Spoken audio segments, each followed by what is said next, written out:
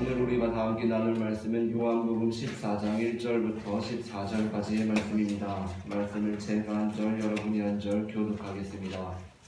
너희는 마음에 근심하지 말라. 하나님을 믿으니 또 나를 믿으라. 내 아버지의 말씀하노라. 그렇지 않으면 너희를 잃었으리라. 내가 너희를 위하여 거처를 예비하러 가노니. 가서 너희를 위하여 거처를 예비하면 내가 다시 와서 너희를 내게로 영접하여 나 있는 곳에 너희도 있게 하리라. 내가 어디로 너희에게 너희가 하느니라. 도마가 이르되 주여 주께서 어디로 가시는지 우리가 알지 못하거늘 그 길을 어찌 알겠사옵나이까. 예수께서 이르시되 내가 곧 길이요 진리요 생명이니 나로 말미암지 않고는 아버지께로 올 자가 없느니라. 너희가 나를 알았더라면 내 아버지도 알았으리로다. 이제부터는 너희가 그를 알았고 또 보았느니라. 일일이 주여 아버지를 우리에게 보여주옵소서. 그리하면 족하겠나이다. 예수께서 이르시되 빌립아 내가 이렇게 오래 너희와 함께 있으되 네가 나를 알지 못하느냐. 나를 본 자는 아버지를 보았거늘 어찌하여 아버지를 보이려 하느냐. 내가 아버지 안에 거하고 아버지 내가 계시겠음을 내가 믿지 아니하느냐. 내가 너희에게 이르는 말을 스스로 하는 것이 아니라 아버지께서 내 안에 계셔서 그의 일을 하시는 것이라. 내가 아버지 안에 거하고 아버지께서 내 안에 계심을 믿으라. 그렇지 못하겠거든 행하는 그 일로 말미암아 나를 믿으라. 내가 진실로 너희에게 이르노니 나를 믿는 자는 내가 하는 일을 행동할 것이요 또한 그가 하는 일도 하리니 이는 내가 아버지께로 가니라. 너희가 내 이름으로 무엇을 구하든지 내가 행하리니 이는 아버지로 하여금 아들로 말미암아 영광을 받으시게 하려 함이라. 내 이름으로 무엇이든지 내게 구하면 내가 행하리라. 아멘. 이 시간 예배의 자리에 나오신 모든 성도님들 환영하고 축복합니다. 아멘. 오늘 우리는 앞서 읽은 요한복음 14장 1절부터 14절을 통하여서 예수 이름으로라는 제목의 말씀을 나누려고 합니다. 전해지는 말씀 가운데 하나님의 은혜가 있으시기를 바랍니다. 아멘. 오늘 본문 13절에서 예수님께서는 너희가 내 이름으로 무엇을 구하든지 내가 행하리니 이는 아버지로 하여금 아들로 말미암아 영광을 받으시게 하려 함이라 라고 말씀하십니다. 13절 말씀을 다시 함께 합독하겠습니다. 너희가 내 이름으로 무엇을 구하든지 내가 행하리니 이는 아버지로 하여금 아들로 말미암아 영광을 받으시게 하려 함이라. 아멘. 이 본문은 많은 그리스도인들이 좋아하는 성경 구절로서 대부분의 그리스도인들이 이 본문의 강조점을 전반부 너희가 내 이름으로 무엇을 구하든지 내가 행하리니에 찍습니다. 그리고 우리가 예수님의 이름으로 무엇이든지 구하기만 하면 이루어지리라 라는 확신을 갖습니다. 그러니까 그렇게 되면 사실 거기서 우리의 주된 관심은 예수님의 이름이 아닙니다. 우리의 주된 관심은 우리의 욕망입니다. 그렇게 이 본문이 우리 안에 새겨질 때 예수님의 이름마저도 우리의 욕망을 이루기 위한 수단으로 전락되어 버리는 것입니다. 하지만 예수님께서는 이 본문을 말씀하시면서 너희가 내 이름으로 무엇을 구하든지 내가 행하리니 이는 너희가 내 이름으로 너희 필요한 것을 다 얻어서 잘 먹고 잘 살게 하려는 것이다 라고 말씀하지 않으셨습니다.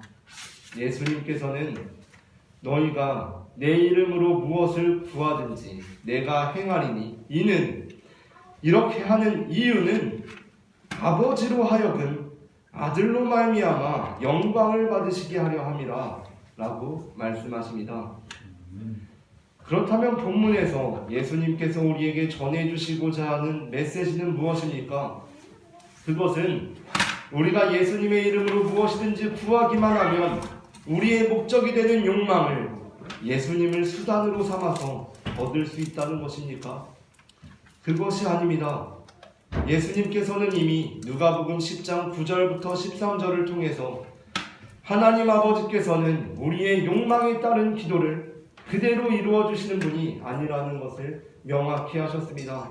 누가복음 11장 9절부터 13절 말씀을 제가 한 절 여러분이 한 절 교독하겠습니다.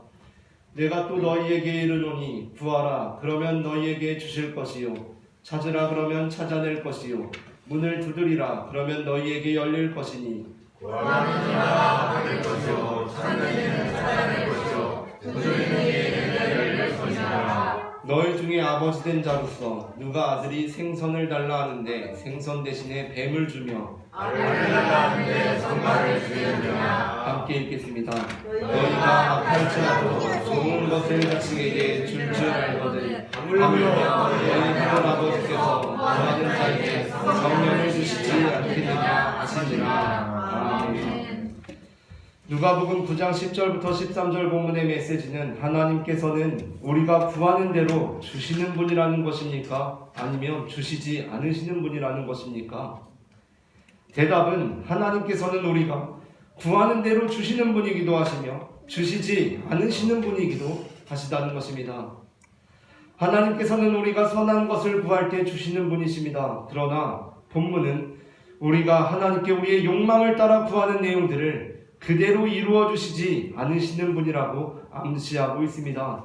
왜냐하면 우리는 우리의 얕은 지식으로 항상 생선을 구하고 항상 알을 구하는 것이 아니라 때로는 우리가 구하는 것이 뱀이고 전갈이기 때문입니다.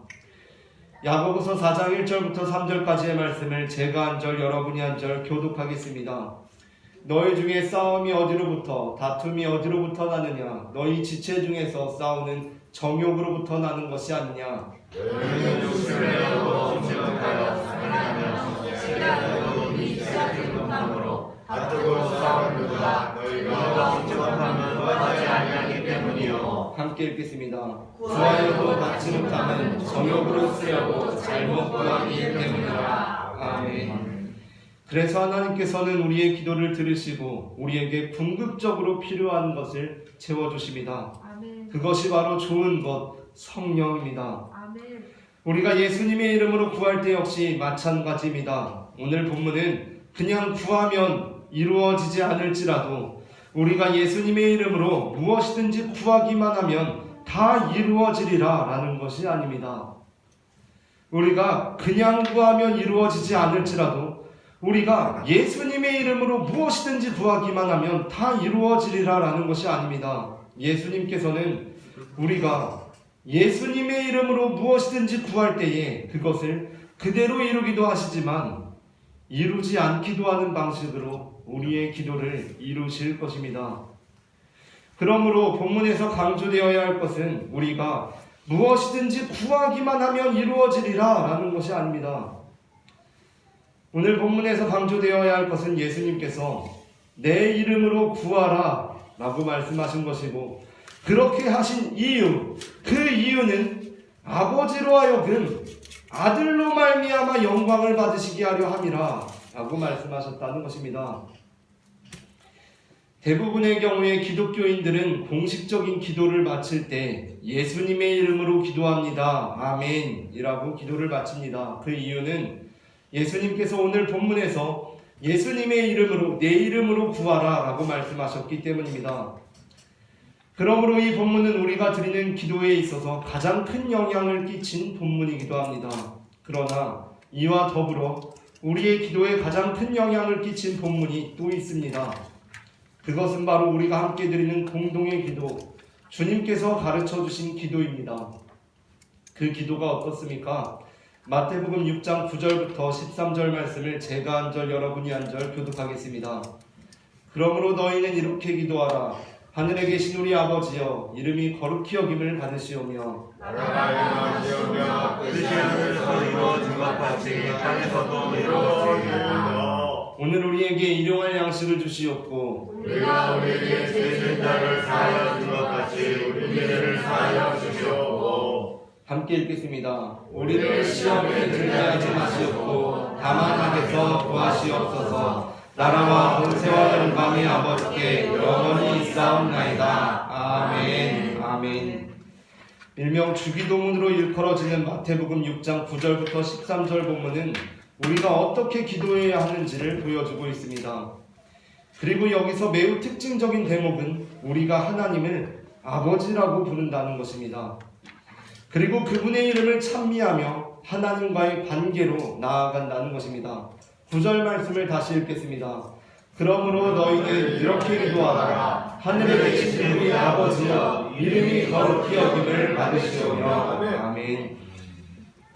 그런데 오늘 요한복음 본문에서 예수님께서는 우리가 아버지의 이름으로 기도해야 한다고 말씀하지 않으신다는 것입니다. 우리가 예수님의 이름으로 기도해야 한다고 말씀하신다는 것입니다. 그 이유는 아버지로 하여금 아들로 말미암아 영광을 받으시게 하려 함입니다. 오늘 본문 13절 말씀을 다시 함께 읽겠습니다.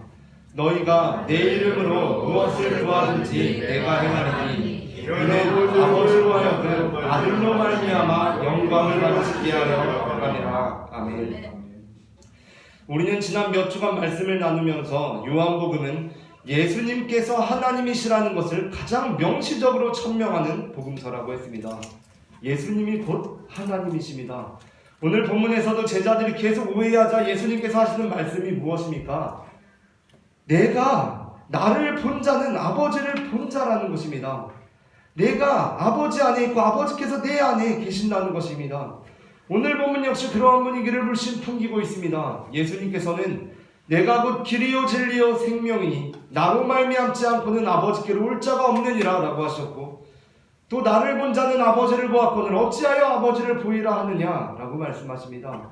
그러니까 이 대목에서 요한복음에서 중요하게 전환시키고 또 발전시키고 있는 기도의 방향이 있습니다. 그것은 우리가 아버지의 이름을 부르며 아버지의 이름을 찬미하며 기도하는 것으로부터 이제 예수님의 이름을 부르며 예수님의 이름을 찬미하며 기도해야 한다는 것입니다. 이는 오늘날과 같이 무분별한 종교 통합의 조짐이 나타나는 시대 가운데 우리에게 분명한 기준을 제시해 줍니다.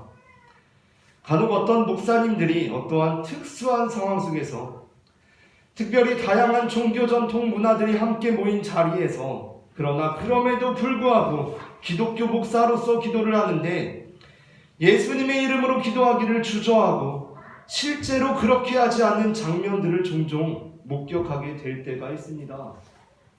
그러니까 기도를 마치면서 예수님의 이름으로 기도합니다라고 하지 않고 그냥 아주 어색하게 기도가 끝나는 것입니다.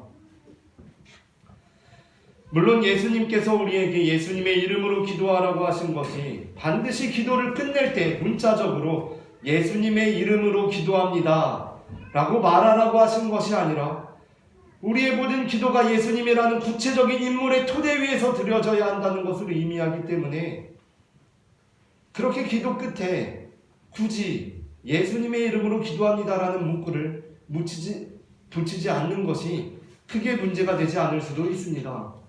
그러나 그들이 그렇게 기도를 마칠 때 예수님의 이름으로 기도합니다라는 문구를 붙이지 않는 것이 그렇게 기도 끝에 예수님의 이름으로 기도합니다라고 붙이지 않았다고 하더라도 나의 모든 기도는 예수님을 통해서 드려진 것이기에 붙이지 않은 것이 아니라 실제로 구체적인 인물인 예수 그리스도보다 더 보편적인 하나님이 중요하기 때문에 이 기독교를 넘어서서 기독교를 포함한 모든 종교를 아우르는 신으로서의 하나님이 더 중요하기 때문에 예수님의 이름으로 기도합니다라는 문구를 붙이지 않는 것이기에 그것은 심각한 문제가 됩니다. 그들은 하나님은 기독교를 넘어서서 기독교를 포함한 모든 종교를 아우르는 신이다 라고 주장합니다. 그 말은 한편으로 일리가 있습니다. 왜냐하면 기독교에서 기독은 그리스도이지만 교는 하나의 종교라는 의미를 담고 있기에 하나님께서는 어떤 하나의 종교에 국한되시는 분이 아니시기 때문입니다. 그러나 만일 그들이 하는 말이 하나님은 기독을 넘어서 기독을 포함한 모든 것을 아우르는 신이라는 주장이라면 우리는 그것에 동의할 수 없습니다. 왜냐하면 여기서 기독교가 아닌 기독은 기리사도 그리스도이기에 우리는 그리스도를 넘어서는 하나님을 알지 못하기 때문입니다. 그렇게 될 때 그리스도보다 중요한 것은 하나의 공통된 관심, 하나의 공통된 성향, 하나의 공통된 주제, 하나의 공통된 입장이 됩니다. 그러므로 그것은 사실 보편적인 느낌을 주는 종교 통합을 표방한 유사 종교적인 특수 이념 집단에 그치게 되는 것입니다. 중요한 것은 예수님께서 아버지 안에 계시는 것과 같이 아버지께서 예수님 안에 계신다는 것입니다. 예수님께서 아버지 안에 거하시는 것과 같이 아버지께서 예수님 안에 계십니다. 오늘 본문 11절 말씀을 다 함께 합독하겠습니다. 내가 아버지 안에 거하고 아버지께서 내 안에 계시느니라. 그렇지 너희들은 그 일로 말미암아 나를 믿으라. 아멘. 이러한 것을 수학에서는 도형을 다룰 때 합동이라고 합니다. A가 B 안에 들어갈 수 있고 B가 A 안에 들어갈 수 있을 때 그것은 합동입니다. 무슨 의미입니까? 완전히 똑같다는 것입니다. 우리는 예수님을 넘어서는 하나님을 알지 못합니다. 그러나 사실 요한복음에서 예수님의 이름을 강조한 것은 보편적인 하나님으로부터 구체적인 예수님으로의 전환만을 도모했던 것은 아니었습니다. 그것은 또한 역설적이게도 여러 가지 분쟁과 차이로 인해 찢겨지고 갈라지는 교회를 향해 일치와 화합을 촉구하는 메시지이기도 했습니다. 성경을 조금 깊이 읽어보신 분들은 요한복음이 다른 공관복음서, 마태복음, 마가복음, 누가복음과 상당히 다른 느낌을 준다는 것을 감지하셨을 것입니다. 초대교회 당시 각각의 복음서는 각각의 공동체로부터 비롯되었는데 그러한 면에서 요한복음을 정경으로 삼고 있던 요한 공동체는 다른 공동체들과는 상당히 다른 분위기의 공동체였습니다. 그러한 상황 속에서 실제로 요한복음은 복음서들이 정경으로 확립되기까지 상당한 논쟁을 불러일으켰습니다. 그러니까 지금은 오히려 요한복음이 많은 그리스도인들에게 익숙하고 또 애독하는 복음서이지만 초기에는 요한복음이 과연 주류 교회가 믿는 바와 동일한 복음을 전하고 있는가에 대한 논의가 있었다는 것입니다. 그러한 상황 속에서 요한복음은 예수님의 이름을 강조하고 있습니다. 우리가 중심으로 삼고 있는 것, 그것은 바로 예수 그리스도다라고 호소하고 있는 것입니다. 요즘같이 이단과 사이비가 위세를 떨치는 시기에 교회가 이단과 사이비와는 다른 점을 분명히 제시하므로 그들과 선을 그을 수 있어야 합니다. 이단과 사이비는 교회, 목사, 천국, 하나님 등의 이름을 차용하여 사용하지만 그들이 나아가는 길은 우리와 분명히 다릅니다. 자, 그렇다면 이단과 사이비는 교회와 어떠한 면에서 다릅니까? 세세한 부분에서 다른 것이 많이 있습니다. 그러나 그러한 세세한 것까지 다 따지려면 상당한 수고가 필요하기 때문에 단 하나의 명제로 이단과 사이비 그리고 진정한 교회의 차이를 분명히 알 수 있습니다. 그것은 이단과 사이비는 자신들의 종교에만 구원이 있다고 주장한다는 것입니다. 이단과 사이비의 특징이 무엇입니까? 그것은 자신들의 종교에만 구원이 있다고 주장한다는 것입니다. 이렇게 될 때 어떤 분들은 당황하실 수 있습니다. 왜냐하면 우리 교회에서도 목사님이 기독교에만 구원이 있다고 가르치기 때문입니다. 그러면 그것도 이단입니까? 우리 교회에서 목사님이 기독교에만 구원이 있다고 했는데 그럼 이단입니까? 엄밀히 말하자면 저는 그렇다면 이단이라고 생각합니다. 그렇게 가르친다면 그것은 엄밀한 의미에서 이단입니다. 아직 이단으로 규정되지 않았기 때문에 그렇지 이단은 이단입니다. 우리 종교에만 구원이 있다고 주장하면 이단이기 때문에 기독교에만 구원이 있다고 주장한다면 그것은 이단입니다. 그렇다면 이단이 아닌 교회의 공식적인 주장은 무엇입니까? 그것은 기독교에만 구원이 있다는 것이 아닙니다. 교회의 공식적인 주장은 기독에만 오직 그리스도께만 구원이 있다는 것입니다. 우리는 하나의 종교로서 이 기독교의 구원이 있다고 믿는 사람들이 아닙니다. 그렇기 때문에 우리는 이 기독교가 하나님의 진리로부터 벗어났다고 판단되었을 때 목숨을 걸고 프로테스탄트한 자들의 후손인 것입니다. 그것이 바로 프로테스탄트 정신, 개신교입니다. 그렇게 우리는 기독교가 아니라 기독에만, 그리스도께만 구원이 있다고 믿습니다.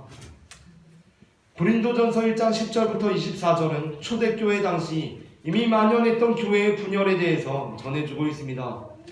고린도전서 1장 10절부터 24절 말씀을 긴 말씀이지만 제가 한 절 여러분이 한 절 교독하겠습니다. 형제들아, 내가 우리 주 예수 그리스도의 이름으로 너희를 권하노니 모두가 같은 말을 하고 너희 가운데 분쟁이 없이 같은 마음과 같은 뜻으로 온전히 합하라.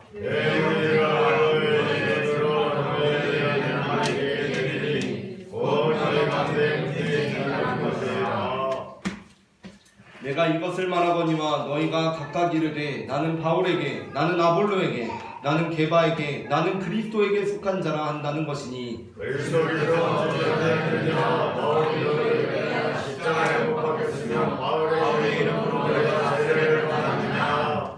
나는 그리스보와 가이오 외에는 너희 중 아무에게도 내가 세례를 베풀지 아니한 것을 감사하노니 이러나 아무도 나의 이름으로 세례를 받았다 말하지 못하게 하려 함이라. 내가 또한 스데바나 집 사람에게 세례를 베풀었고 그 외에는 다른 누구에게 세례를 베풀었는지 알지 못하노라. 그리스도께서 나를 보내심은 세례를 베풀게 하려 하심이 아니요 오직 복음을 전하려 하려 하심이로되 말의 지혜로 하지 아니하면 그리스도의 십자가가 헛되게 하려 함이라.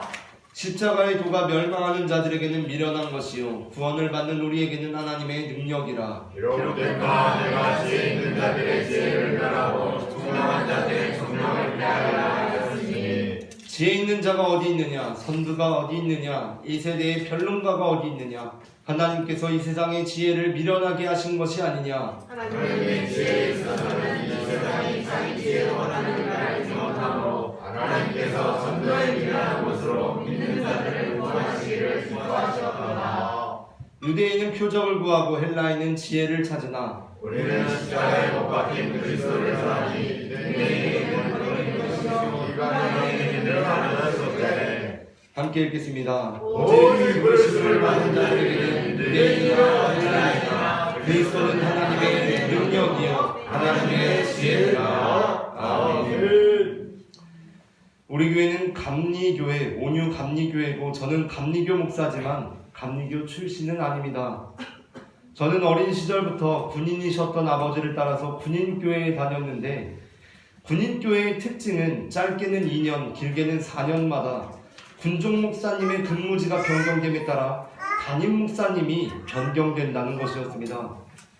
그것이 무엇을 의미하느냐면 군종 목사님이 한 교파로 이루어진 것이 아니라 군대에 있는 목사님들이 다 감리교 목사님이거나 다 장로교 목사님인 것이 아니라 장로교 목사님도 계시고 합동 목사님도 계시고 고신 목사님도 계시고 감리교 목사님, 침례교 목사님도 계시고 그렇다 보니까 계속해서 그 성향이 달라진다는 것입니다.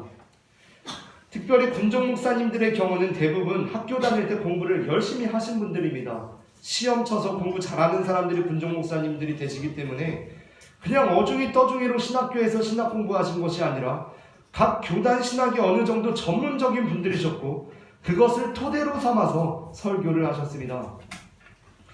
그런데 그렇다 보니까 저는 청소년기에 신학적인 노선이 상당히 다양한 설교들을 경험할 수가 있었습니다. 그러한 상황 속에서 저는 신학생이 되기 이전부터 교회에는 다양한 견해가 가능하며 그들이 함께 예수님의 이름으로 모인다는 것 자체가 바로 교회의 힘이라는 것을 알게 되었습니다. 어쩌면 그것이 제가 신학교에 가서도 다른 신학적인 색채들로 인해서 당황하지 않을 수 있었던 배경이 되었던 것 같기도 합니다. 신학교에 가자 여러 가지 용어들을 듣게 되었습니다. 이러한 것들은 제가 신학을 하기로 마음을 먹고 또 신학교에 가서 알게 된 것들인데 일단 감리교회가 있고 장로교회라는 것이 있다는 것입니다. 그냥 교회가 다 똑같은 게 아니라 감리교회가 있고 장로교회가 있다. 그리고 그 배경에는 알미니안주의가 있고 칼빈주의가 있다. 어떤 사람들의 사상을 따른 것입니다. 문제는 그럼에도 불구하고 그리스도인은 그 안에 있는 예수 그리스도로 그들이 하나가 되어야 하는데 그 토대가 되시는 예수 그리스도는 어느새 온데간데 없어져 버리고 알미니안과 칼빈만 남았다는 것입니다. 물론 알미니안주의, 칼빈주의 그런 신학적인 사상은 다 다릅니다. 진보와 보수는 다릅니다. 조금 다른 정도가 아니라 어쩌면 정반대라고도 할 수 있을 만큼 다릅니다. 그것은 어떠한 면에서 한쪽에 믿는 예수님과 다른 쪽에 믿는 예수님이 이름만 같을 뿐 동명이인이라는 것을 의미할 수도 있습니다. 그렇게 되면 한쪽만 진짜고 다른 쪽은 가짜가 됩니다. 그러나 우리는 모두 기독교인에 속할 뿐 우리가 그리스도를 독점할 수는 없습니다. 우리가 그리스도를 독점한다고 해도 그것은 바울파, 아볼로파, 게바파와 대등한 의미로서의 그리스도파일 뿐이지 실제 그리스도일 수 없다는 것입니다.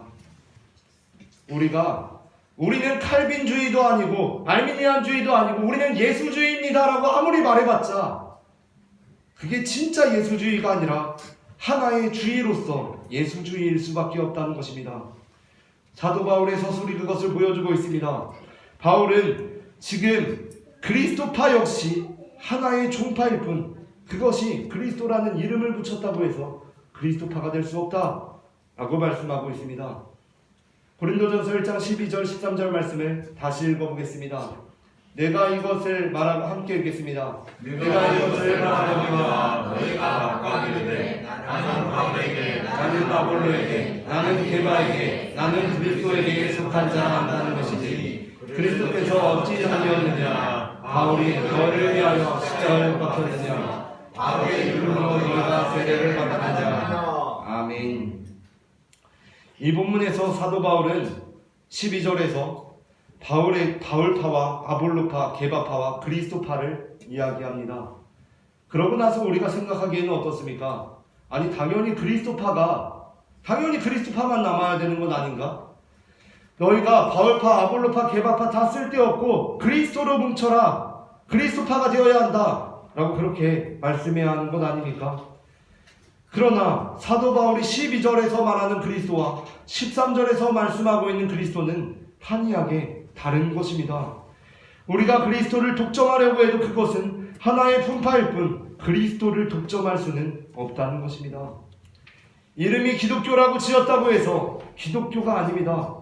우리가 이름을 복음주의라고 해서 나만 복음이고 다른 것은 다 이단이고 사이비가 아닙니다. 기독교가 기독을 독점할 수 없듯이 복음주의가 복음을 독점할 수 없습니다. 그렇다면 진정한 기독교란 무엇입니까? 그것은 우리가 서로 다른데도 불구하고 그리스도로 하나 되는 것을 기독교라고 합니다. 아멘. 개신교가 천주교로부터 나오게 되었을 때 그것은 하나의 분열을 나타내는 사건이었습니다. 그러나 하나님께서는 개신교를 통하여서 하나님께서 원하시는 일치와 화합이 무엇인지를 나타내 보여주셨습니다. 그것은 바로 우리가 다 똑같아서 하나 되는 것이 아니라 다 다른데도 불구하고 하나가 될 수 있는 능력을 보여주었기 때문입니다. 아멘. 그러므로 개신교의 프로테스탄트 정신은 교회의 분열을 나타내는 듯하였지만 역설적이게도 교회가 어떻게 일치될 수 있는지를 보여주는 놀라운 사건이 되었습니다. 우리는 다 똑같이 한 교황으로부터 내려오는 지침들을 일관되게 받아들이고 일관된 성향으로 수용함으로 하나 되는 교회가 아닙니다. 우리는 사실 서로 다 제각각이 다릅니다. 바울파와 게바파가 다릅니다. 아볼로파와 그리스도파가 다릅니다. 감리교회와 장로교회가 다릅니다. 저 사람의 입장과 내 입장이 다르고 성향이 다릅니다. 그런데 놀랍게도 하나가 됩니다. 자신들의 입장, 자신들의 성향, 자신들의 관심사에 따라 예수의 이름을 감추는 것이 아니라 우리들의 입장, 우리들의 성향, 우리들의 관심사보다 예수님의 이름이 중요하기 때문에 교회는 놀랍게도 그 차이를 극복한다는 것입니다. 오늘 우리는 어떠한 교회를 꿈꾸고 있습니까? 교회는 똑같은 사람들만 모인 곳이 교회가 아니라 다른 사람이 있는데도 불구하고 그리스도의 이름으로 하나 되는 곳이 바로 교회입니다.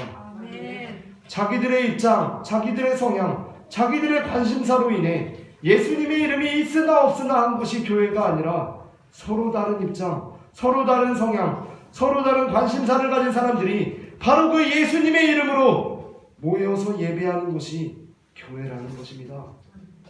그렇게 놀랍게도 요한복음은 공관복음서와 함께 사복음서에 합류할 수가 있었다는 것입니다. 마태복음을 중심으로 한 복음서 주류 신학 전통은 요한복음을 발견하고는 꽤 당황했습니다. 왜냐하면 그들이 마태, 마가, 누가가 고백하고 있는 전통과 너무나 달랐기 때문입니다. 너무 달라서 당황했고 너무 이상하기도 하고 영지주의 같기도 하고 이상하다는 생각이 들었습니다. 그래서 야, 너는 안 되겠다, 너는 우리와 함께 할 수 없겠다 라고 한 것이 아니라 다르지만 하나가 되었습니다. 저는 우리 교회가 바로 그러한 교회가 되기를 소망합니다. 아멘. 서로 다 똑같은 목소리를 내고 다 같은 입장이 되어서 교회에 모이면 하나의 큰 목소리가 나는 것이 아니라 서로 다른 사람들이지만 서로 다른 입장들이지만 그래서 모이면 하나의 큰 목소리가 나는 것이 아니라 제각각 소리를 내지만 그럼에도 불구하고 예수님의 이름이 있기 때문에 함께 모일 수 있는 공동체, 그곳이 바로 교회이기 때문입니다.